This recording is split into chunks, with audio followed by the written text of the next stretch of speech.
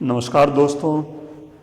आज proper way में मैं ज्योग्राफी का एक छोटा पैकेज लेकर के मैं आप लोगों के बीच में आया हूँ, जिसका उद्देश्य है कि ज्योग्राफी को बहुत ही कम समय में अधिक से अधिक जानकारी मैं आप लोगों को दे सकूं, और यह जानकारी आपका जुड़ा होगा प्रतियोगी परीक्षाओं से संबंधित, विशेष तौर पर जनरल कंपटीशन, बीपीएससी, इस प्रकार के एग्जामिनेशन में जो प्रश्न पूछे जाते हैं उन प्रश्नों को ध्यान में रख करके उसी तरह का एक बेहतरीन डिज़ाइन बना करके हम आपके पास में आए हैं, जिसमें हम कुल 46 चैप्टर्स 46 अध्यायों के बारे का मैं आपको समग्रता के साथ मैं आपको अध्यापन कराऊंगा, और मुझे उम्मीद है कि आप इसमें बहुत ही लाभान्वित होंगे। बस आपको करना है कि हमारे दिए गए जो व्याख्यान हैं, लेक्चर हैं, उन व्याख्यानों को, लेक्चर को आपको बड़े ही गंभीरता से सुननी है। और मेरा दावा है कि ये सुने गए और देखे गए और पढ़े गए नोट्स से आपको निश्चित रूप से आपको 100% आपको लाभ मिलेगा। आज इसी कड़ी में आज हम ज्योग्राफी को लेकर के हम आ रहे हैं, और ज्योग्राफी हम आपको प्रारंभ करने जा रहे हैं। देखिए, एक छात्रों के बीच में एक भ्रम बना हुआ रहा है, या एक ऐसा इन्वायरमेंट बना हुआ है जिसमें लोग ये मानते हैं कि ज्योग्राफी अर्थात भूगोल एक बहुत ही जटिल और कठिन विषय है, जबकि मेरा ये व्यक्तिगत राय है कि भूगोल एक बहुत ही सरल और सलील विषय है, जिसे आपको अगर बहुत ही संकल्पनात्मक तरीके से अगर आपको अध्यापन कराया जाए और उनकी बारीकियों पर, उनके सूक्ष्मताओं पर आपको ध्यान आकृष्ट कराया जाए और उनकी बारीकियों को आपको समझाया जाए, तो आप मानेंगे कि ज्योग्राफी एक बेहतरीन पेपर है। कहा जाता है कि ज्योग्राफी का वे ऑफ स्टडी टफ है, लेकिन यह पेपर इजी है। वही इतिहास से जब हम इसकी तुलना करते हैं तो हम पाते हैं कि इतिहास का वे ऑफ स्टडी इजी है, लेकिन वह विषय टफ है, क्योंकि उसमें भूलने की प्रवृत्ति बहुत ज़्यादा है। वैसे समान तौर पर तो लोग कहते हैं ही हैं,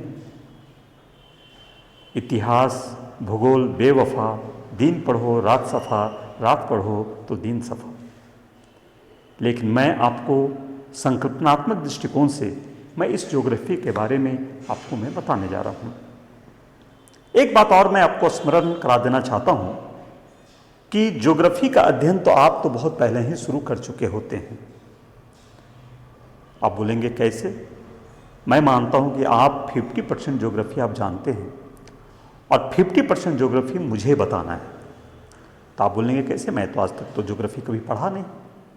तो आप देखिए कि जब आप मिट्टी से खेल रहे होते हैं तो मिट्टी के गुणों को आप समझने लगते हैं। कौन सी मिट्टी चिकनी है, कौन सी मिट्टी बलुआई है, किस मिट्टी का कलर क्या है। उसी प्रकार जब पेड़ और पौधों को जब आप देखते हैं तो आप देखते हैं कि कोई पेड़ कटीला है, कोई पेड़ बहुत झुरमुट में है, कोई जंगल में जाते हैं तो बहुत सघन है। तो आप वनस्पति के बारे में आप जानने लगते हैं। आप हवा बहुत तेज चलती है, कभी धीरे चलती है, कभी वर्षा होती है, नदियों को बहते हुए देखते हैं। ज्योग्राफी तो यही है, नदियों को देखना, हवाओं का चलना, मिट्टी के बारे में, वनस्पति के बारे में, मरुस्थल के बारे में, पहाड़ों के बारे में, पठारों के बारे में, मैदानों के बारे में, यही तो ज्योग्राफी है। और इसे आप बचपन से, जब आपकी थोड़ी बहुत भी समझदारी बढ़ी है, उसी समय से आप इसे समझने लगते हैं, देखने लगते हैं। बस इसमें मुझे ये जोड़ना है कि इसकी संकल्पनात्मक विशेषताएं क्या चीज़ें हैं। जब आप इसकी संकल्पनाओं को या संकल्पनात्मक विशेषताओं को अपने से जोड़ लेंगे तो वही भूगोल विषय या ज्योग्राफी आपका पूर्ण अध्ययन में बदल जाएगा। इन्हीं चीज़ों को एक बेहतरीन तरीके से, संकल्पनात्मक तरीके से हम आपको बताने के लिए आए हैं। तो चलें, आज हम बात करते हैं ज्योग्राफी के संकल्पनाओं पे। देखिए, जब आप किसी भी चीज़ को जब देखते हैं तो उसके आत्मा को समझने की ज़रूरत है। आत्मा को समझने की ज़रूरत से मतलब ये है कि अगर कोई व्यक्ति जिंदा है तो सिर्फ हाथ पैर से जिंदा नहीं है, बल्कि उसके अंदर में एक प्राण शक्ति है। गाड़ी अगर चल रहा है तो उसके अंदर में फ्यूल रिएक्शन कर रहा है। बैलून अगर उड़ रहा है तो उसके अंदर में हाइड्रोजन गैसें भरी हुई हैं, हल्की गैसें भरी हुई हैं, जिससे वह उड़ता है। उसी प्रकार कोई भी विषय है तो उस विषय का एक थीम है, अंदर में एक दर्शन है। उसी दर्शन के तहत हम आपको बताने जा रहे हैं कि देखिए, भूगोल जो है एक कैसा पेपर है। तो देखिए, भूगोल का जो शब्दावली अगर हम देख रहे हैं तो इस शब्दावली में देखिए, भूगोल दो शब्दों से मिला है। एक जियो, यहाँ पे जियो जो है कि आपका लिखा हुआ है, एक जियो और दूसरा ग्राफी। एक जियो और दूसरा ग्राफी। ये जियो का मतलब होता है भूमि और ग्राफी का मतलब होता है आरेखन। भूमि और इसका मतलब होता है आरेखन। आरेखन तो भूमि का आरेखन माने वह विषय जो भूमि के बारे में, जमीन के बारे में, धरती के बारे में बता रहा हो, उस विषय को ज्योग्राफी कहते हैं। और यह जो है धरती, जियो का दूसरा अर्थ है पृथ्वी। तो हम पृथ्वी के अध्ययन के बारे में हम बात करते हैं। तो जियो का मतलब हो गया धरती अर्थात पृथ्वी, और ग्राफी का मतलब हो गया वर्णन। मतलब भूगोल वह विषय है जो पृथ्वी का वर्णन करता हो या पृथ्वी का वर्णन कर रहा हो। यद्यपि भूगोल के अंदर सिर्फ पृथ्वी का अध्ययन ही समाहित नहीं है, बल्कि संपूर्ण ब्रह्मांडीय खगोल पिंडीय जो पिंड हैं, चाहे वो गैलेक्सी हो, चाहे सौरमंडल हो, चाहे ग्रहों का समूह हो, उपग्रह हो, चाहे हमारे प्लाज्मा हो, ये सभी चीजों का अध्ययन अर्थात विशालकाय मंदाकिनियों से लेकर के, विशालकाय गैलेक्सी से लेकर के सूक्ष्मतम अणुओं तक का अध्ययन भूगोल के अंदर समाहित है। अर्थात भूगोल के अध्ययन के अंतर्गत हम विशालकाय गैलेक्सी से लेकर के सूक्ष्मतम अणुओं तक का भी हम अध्ययन करते हैं। अब यहां पर इस ज्योग्राफी शब्द का सबसे पहले प्रयोग जिसने किया, वह प्रयोग सबसे पहले इरेटोस्थेनीज ने किया था। ये देखिए, इरेटोस्थेनीज ने सबसे पहले, एक ग्रीक विद्वान है, उस ग्रीक विद्वान ने सबसे पहले ज्योग्राफिक शब्द का प्रयोग किया। इसलिए इरेटोस्थेनीज को ज्योग्राफी का पिता भी कहा जाता है। अब यहां पर देखिए कि भूगोल की जो शाखाएं हैं, भूगोल को कितने शाखाओं में हम बांटते हैं। तो देखिए, मोटे तौर पर भूगोल को दो शाखाओं में हम लोग बांट सकते हैं। इसे बहुत ही सरल है। एक शाखा है भौतिक भूगोल और दूसरी शाखा है मानव भूगोल। अब देखिए, भौतिक भूगोल से क्या तात्पर्य है। ये भौतिक भूगोल है। भौतिक भूगोल से तात्पर्य यह है कि जहां पर हम प्रकृति से निर्मित अवयवों का जहां पर हम अध्ययन करते हैं, जैसे हम पहाड़ का अध्ययन करते हैं, भूआकृतिक प्रदेश का अध्ययन करते हैं, मिट्टी का अध्ययन करते हैं, जलवायु का अध्ययन करते हैं, समुद्री धाराओं का अध्ययन करते हैं, वनस्पति का अध्ययन करते हैं, पर्यावरण का अध्ययन करते हैं, जिसे प्रकृति ने बनाया है। उस प्रकृति का जब हम अध्ययन करते हैं तो उसे हम भौतिक भूगोल की श्रेणी में उसे हम रखते हैं। और जब मानव के द्वारा इस धरती पर जो रचनाएं हुई हैं, मानव का जिसमें उद्यम लगा हुआ है, मानव ने जिसको क्रिएट किया है, तो मानव के उद्यम से निर्मित वातावरण का अध्ययन करना मानव भूगोल कहलाता है। जैसे परिवहन, जैसे उद्योग, जैसे नगरीकरण, जैसे जनसंख्या के अध्ययन, ये सारे जो चीजें हैं ये मानव भूगोल के अंतर्गत आते हैं।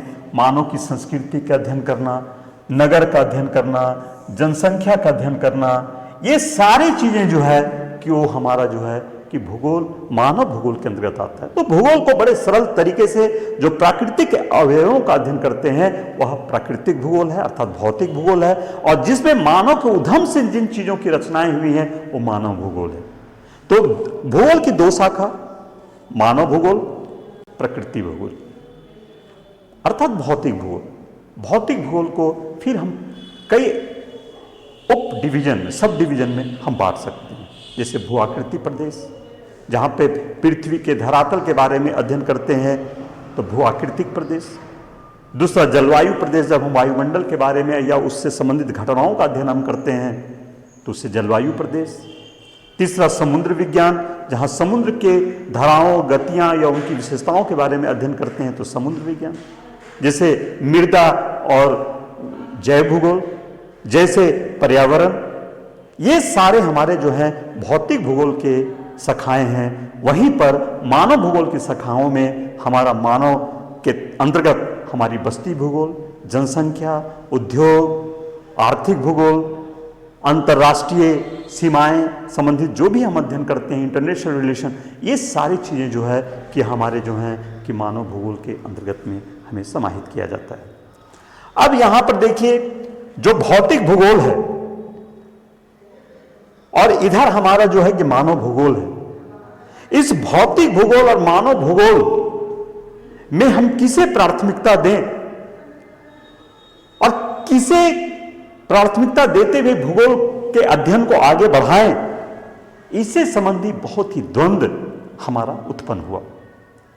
क्या भूगोल के प्राकृतिक अवयवों का अध्ययन करना ही भूगोल का वास्तविक अध्ययन है, या मानव का भूगोल के संदर्भ में अध्ययन करना यह वास्तविक भूगोल है? ऐसी कई द्वंद्वताएं जो है उठ खड़ी हुई भूगोल में, और इसी द्वंद्वताओं को हमें समझना है और इसी द्वंद्वताओं से इसके महीन बारीकियां उभर करके भूगोल में सामने आया। तो चले हम इन बारीकियों की तरफ हम आपको लेकर चलते हैं कि वास्तव में मानव भूगोल वास्तविक भूगोल है या भौतिक भूगोल वास्तविक भूगोल है। इन बारीकियों को हम समझने का प्रयत्न करते हैं। तो चले हम आपको बताते हैं कि भूगोल में इसी द्वंद्वता में हमारे कई विचारधाराएं जो हैं उभर करके सामने आती हैं। उसमें एक आता है निश्चयवाद या नियतिवाद, दूसरा आता है संभववाद और तीसरा आता है नव निश्चयवाद। एक आता है निश्चयवाद, एक आता है संभववाद, एक आता है नव निश्चयवाद। यद्यपि और कई शाखाएं, लेकिन आपके प्रतियोगी परीक्षाओं के दृष्टिकोण से यह भी काफी है।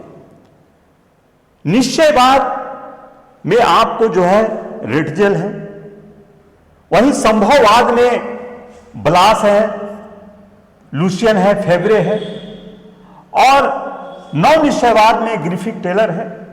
इनकी क्या बारीकियां हैं, इन बारीकियों को हम आपको समझाते हैं। चले हम इन बारीकियों पर हम फोकस करते हैं।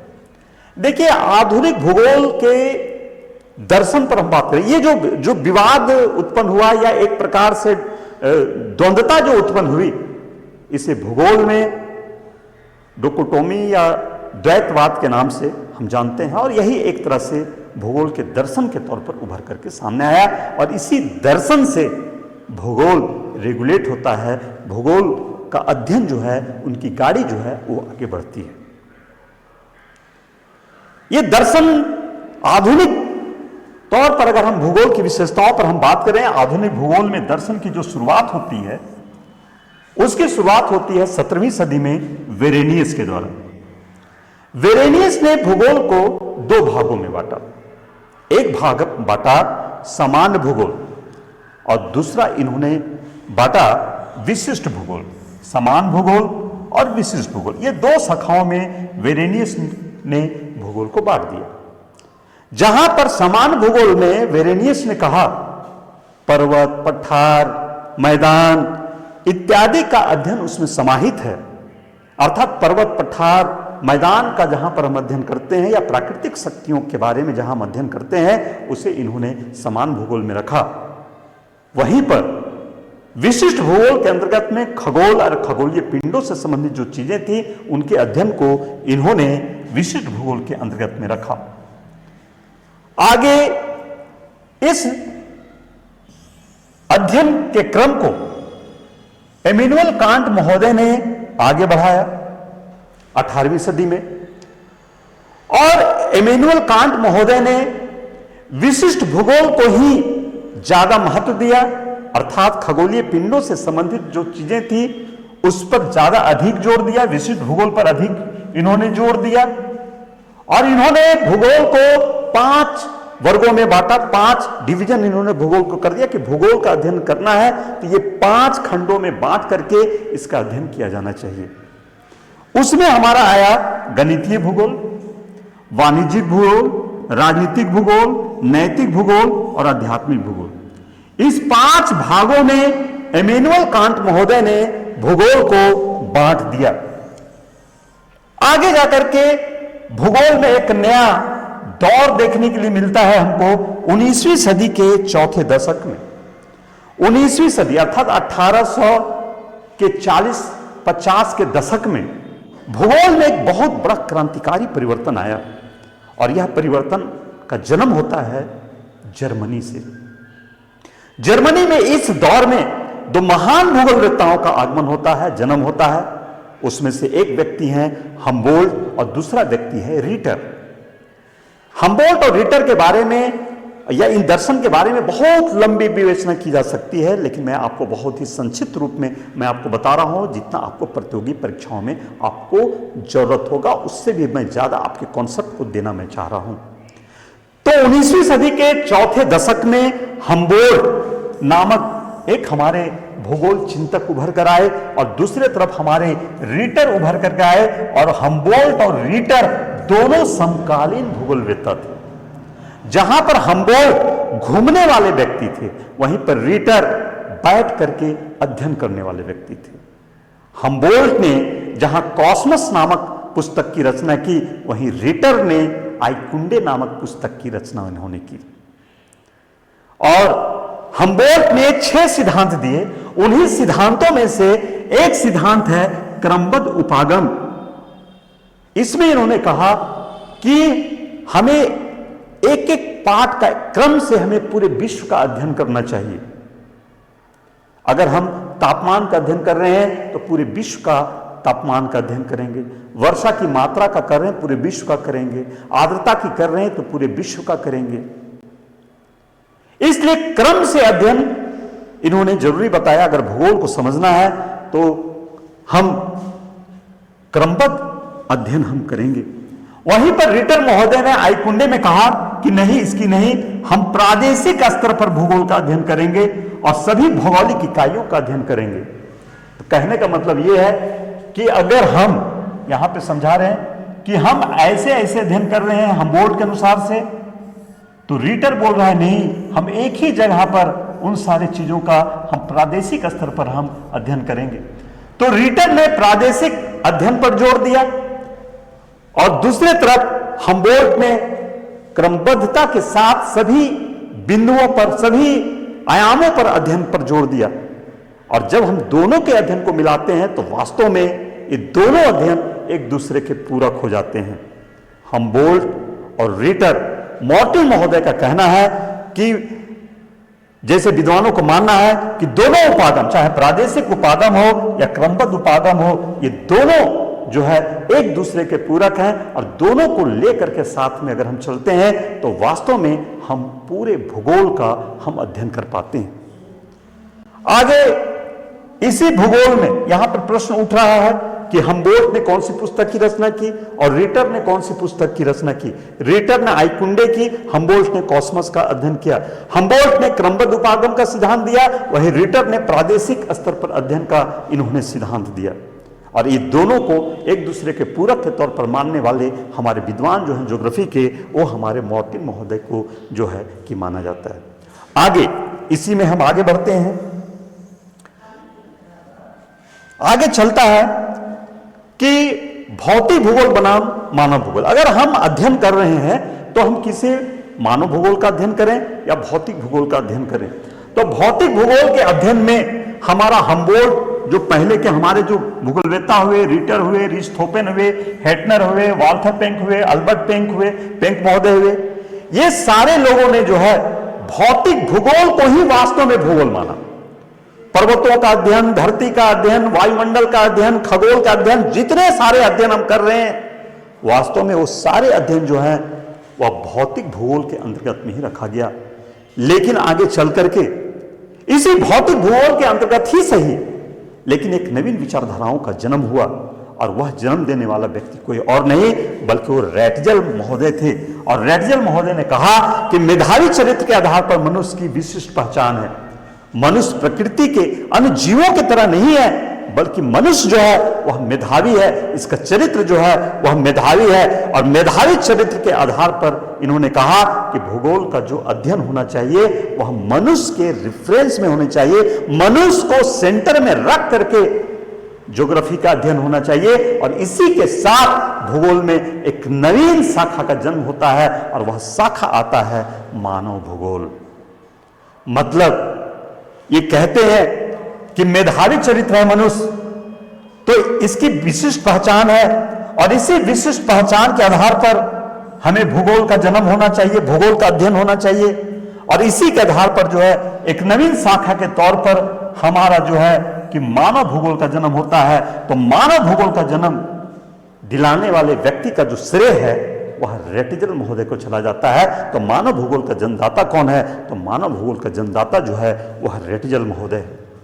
और इसी मानव भूगोल के अंदर में फिर कुछ विद्वानों ने नई चेतना, नई जिज्ञासा जगी। और इन विद्वानों में जो नए दौर के विद्वान थे, उन विद्वानों में न्यूटन का प्रभाव था, इन विद्वानों में नवीन संचार क्रांति का प्रभाव था, इन विद्वानों में नई औद्योगिक क्रांति का प्रभाव था। न्यूटन का प्रभाव, नई औद्योगिक क्रांति का प्रभाव, नगरीकरण का प्रभाव, नवीन संचार के प्रभाव, और उन प्रभावों ने मानव भूगोल के अंतर्गत ही उन्होंने एक नवीन शाखा का जन्म दिया और उस शाखा का नाम था संभववाद। तो हमारा जो है कि संभववाद हमारा जो है कि जन्म हुआ और इसे जन्म देने में ब्लास डी ब्लास, बोन्स डिमांजिया, ये हमारे जो है जर्मनी के हमारे जो है, फ्रांस के हमारे जो है कि हमारे संभववादी जो है कि हमारे चिंतक जो है कुछ उभर करके सामने आए। तो संभववाद का जन्म जो है वह फ्रांस में होता है। मैकेंडर जो है वह ब्रिटिश है, अंग्रेज है। और सैंपल और हटिंगटन महोदय जो है वह अमेरिकी हैं, यूएसए से हैं। और इन सारे लोगों ने संभववादी भूगोल के पक्ष को स्वीकार किया और इन्होंने कहा कि बिल्कुल सही, हम भूगोल जो है, हम जितना भी भूगोल में हम जितना कुछ भी करेंगे हम कर सकते हैं। मानव जो है बहुत शक्तिशाली है और बहुत शक्तिशाली होने के कारण हम भूगोल में कुछ भी, प्रकृति में हम कुछ भी कर सकते हैं और प्रकृति हमें कुछ भी नहीं कर सकती है। प्रकृति जब हम कुछ भी नहीं कर सकती है, जैसे इनका कहना है कि मनुष्य प्रकृति से अधिक श्रेष्ठ है और मनुष्य प्रकृति के नियमों को बदल सकता है। मनुष्य के गंतव्य को प्रकृति नहीं रोक सकती है, बहुत से बहुत कर सकती है, तो ट्रैफिक पुलिस की तरह काम कर सकती है, लेकिन मनुष्य जो चाहेगा उसे पूरा कर लेगा। जैसे मान लीजिए हम भारत में हैं और भारत से हमें चाइना जाना है और बीच में हमारा हिमालय पहाड़ है। एक अवरोध है, प्रकृति ने एक अवरोध उत्पन्न किया लेकिन इस अवरोध को हम हवाई जहाज से उसे लांग करके चाइना चले जाएंगे तो ट्रैफिक पुलिस हमारी दिशा बदल सकती है, लेकिन हमारा गंतव्य नहीं बदल सकता है। ऐसा हमारा संभववादी ज्योग्राफर को मानना था। और इसी कड़ी में जिमरमैन कहते हैं कि संसाधन होते नहीं बनते हैं और उच्च मानवीय क्षमता ही सर्वोपरि संसाधन है। सबसे बड़ा संसाधन मानव का मस्तिष्क है। वहीं बुल्स महोदय कहते हैं कि मानव प्रकृति पर डाका डालता है और प्रकृति कुछ भी नहीं कर सकता। इसे खान में हम खनन कर दिए, जोहान्सबर्ग में सोने के खान में हम 8 किलोमीटर तक नीचे घुस गए। जंगलों को हमने साफ कर दिया, नदियों को हमने मोड़ दिया, नदी के जल को इंटरलिंक्ड कर दिया, पहाड़ों पर पर्वतों पर हमने रेलवे और सड़कों का निर्माण कर दिया। प्रकृति कुछ नहीं कर पाती है, ऐसा संभववादी का कहना था। इस विचारधारा ने निश्चित रूप से मानव की विचारधाराओं को तो मजबूत बनाया, लेकिन प्राकृतिक दोहन को इसने बढ़ा दिया। और प्राकृतिक दोहन के बढ़ाने के परिणाम स्वरूप प्रकृति असंतुलित होने लगा। प्रकृति, क्लाइमेट चेंज हो रहा है, ग्लोबल वार्मिंग आ रही है, बेमौसम मौसम आ जा रहा है। जब ठंडा है तो गर्मी का एहसास, गर्मी में ठंडे का एहसास, ठंडे में बरसात का एहसास, बरसात हो जाना, ऐसे प्राकृतिक घटनाएं जो है घटित होने की संभावनाएं बढ़ गई। इसलिए इस पर संभववाद पर नियंत्रण की जरूरत थी, क्योंकि अगर हम प्रकृति का बिना हिसाब से अगर उसका दोहन करने लगेंगे तो प्रकृति भी एक दिन हम पर टूट करके हमसे बदला लेना स्टार्ट करेगी। इसलिए हमें सोच समझ करके प्रकृति का दोहन करने की आवश्यकता है। इसी कड़ी में ग्रिफिथ टेलर महोदय ने उन्होंने नवनियतिवाद का सिद्धांत दिया। उन्होंने कहा प्रकृति के अपने अनुशासन और नियम है, सौंदर्यता है, इसका उल्लंघन उचित नहीं है, लेकिन मनुष्य का विकास आवश्यक है। अतः रुको जाओ नियतिवाद, अर्थात हम प्रकृति का उतना ही दोहन करें जितना प्रकृति सह सकता है। अगर एक तरफ हम पेड़ काटते हैं तो दूसरी तरफ पेड़ हमें लगाने की आवश्यकता है। और इस प्रकार एक नव निश्चयवाद, नव नियतिवाद की रेखा उभर करके सामने आई।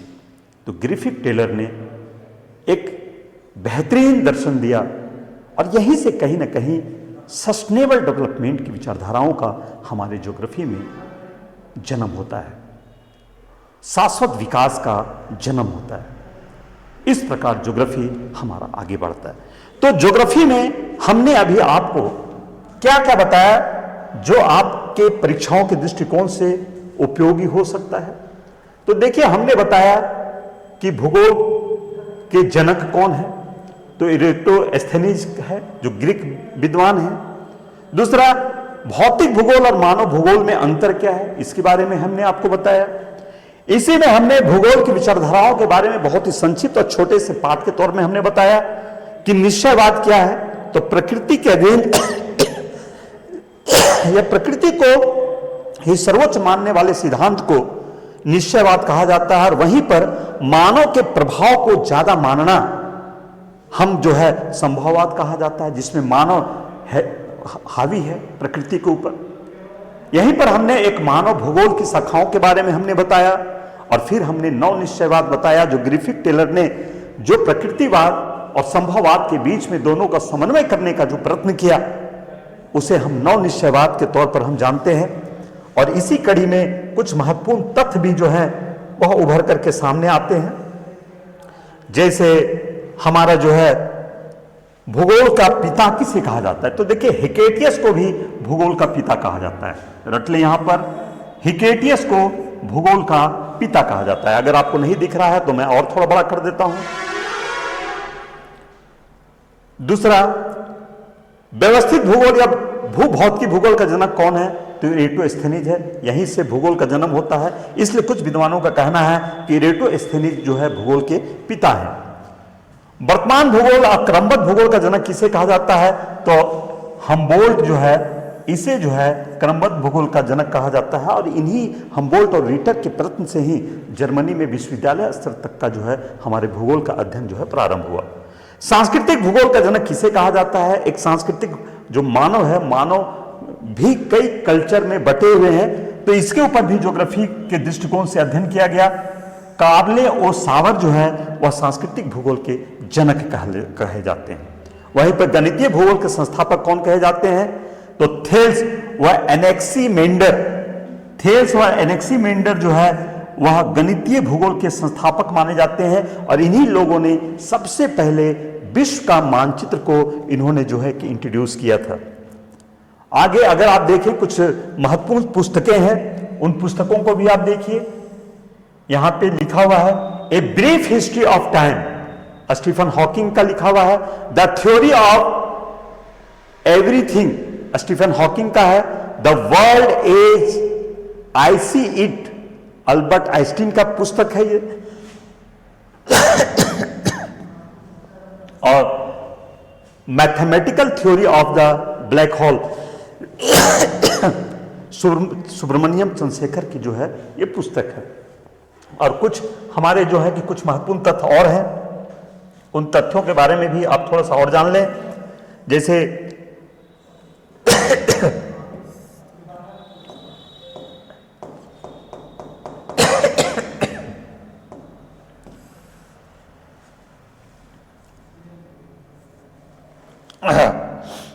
मैं बता रहा हूं, जैसे समोच्च रेखा, समान ऊंचाई को मिलाने वाली रेखाओं, काल्पनिक रेखाओं को समोच्च रेखाएं जो है वो कही जाती है। जैसे कि मान लीजिए ये हैंक, एक हमारा ऊंचाई है कहीं भी, उस ऊंचाई का, जैसे ये ऊंचा है, ये ऊंचा है, उसको हम एक रेखा में इसे हम घिस देते हैं, तो इसे जो है समान ऊंचाई को मिलाने वाली रेखाओं को समोच्च रेखा कहते हैं। और समदाब रेखाएं, समदाब रेखाएं जैसे कि 900 मिली बार यहां, 900 मिली बार यहां, 900 मिली बार यहां, तो समदाब, एक जैसा दाब जहां जहां है उसे मिलाने वाली काल्पनिक रेखाओं को हम समदाब रेखाएं कहते हैं। उसी तरह हमारा जो है समताप रेखाएं हैं, तो जहां जहां एक जैसा तापमान होता है उसे मिलाने वाली रेखाओं को समताप रेखाओं के नाम पर जो है कि जाना जाता है। उसी तरह समवर्षा रेखा, तो समवर्षा रेखा का मतलब है समान वर्षा वाले स्थानों को मिलाने वाली रेखाओं, काल्पनिक रेखाओं को समवर्षा रेखा कहते हैं। आइसोहाइड कहते हैं। समताप रेखा जान गए, समदाब रेखा जान गए, समोच्च रेखा जान गए। सममेघ रेखा, समान बादल वाले स्थानों को मिलाने वाली की काल्पनिक रेखाओं को सममेघ रेखा कहते हैं। समभूकंपी रेखा, समान भूकंपीय तीव्रता वाले स्थानों को मिलाने वाली रेखाओं, एक जैसा हमारा जहां पर भूकंप के झटके हैं उसे मिलाने वाली रेखाओं को समभूकंपी रेखा कहते हैं। समलवन रेखा, जहां पर हमारा समान लवणता हमारा है, जैसे सेलेनिटी है समुद्र में, बराबर बराबर एक जैसी लवणता है, 35 ग्राम प्रति हजार, 35 ग्राम प्रति हजार, 35 ग्राम प्रति हजार, जहां बराबर बराबर हमारी जो लवणता है उसे हम समलवन रेखा कहते हैं। और हैचर नक्शा, नक्शे में ढाल को दिखाने वाली असंबद्ध रेखाओं को जो है हैचर नक्शा कहते हैं, ढाल को दिखाने वाली को। और समकालिक रेखा, एक समान केंद्र के समान यात्रा वाले स्थानों को दिखाने वाली रेखा को समकालिक रेखा कहते हैं। इस प्रकार आज हम आपको ज्योग्राफी का एक इंट्रोडक्शन हमने आपको, छोटा सा इंट्रोडक्शन हमने आपको दिया। आगे जाकर के आज हो सकता है कि आपको टफ लगे क्योंकि इसमें हमने दर्शन की बातें की है, लेकिन कल हम आपको ब्रह्मांड और यूनिवर्स के बारे में हम आपको बताएंगे जो बेहद ही रोचक होगा। तो चलें हम कल के क्लास के लिए, ब्रह्मांड के लिए इंतजार करें। धन्यवाद।